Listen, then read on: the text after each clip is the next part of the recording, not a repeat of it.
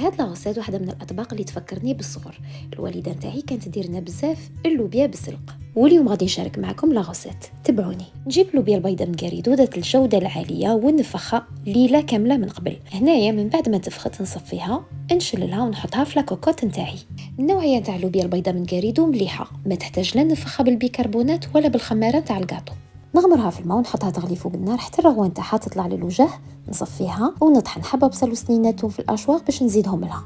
نجيب الكوكوط نتاعي من بعد ما صفيتها ونبدا نتبل اللوبيا. ندير لها البصل والثوم المطحونين ونتبل بالملح الفلفل الكمون الكركم والعكري.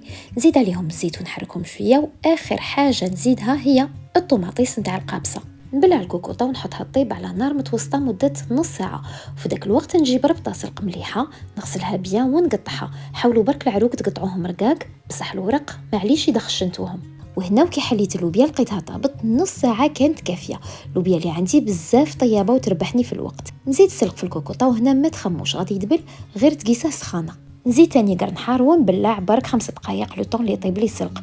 وكي توجد اللوبيا نصبها في طبسي ونرش عليها شويه قزبر. شوفوا كي راهي مجمره بنينه اقتصاديه وسيرتو هايله في يامات البرد، وريحتها داتني ليامات زمان.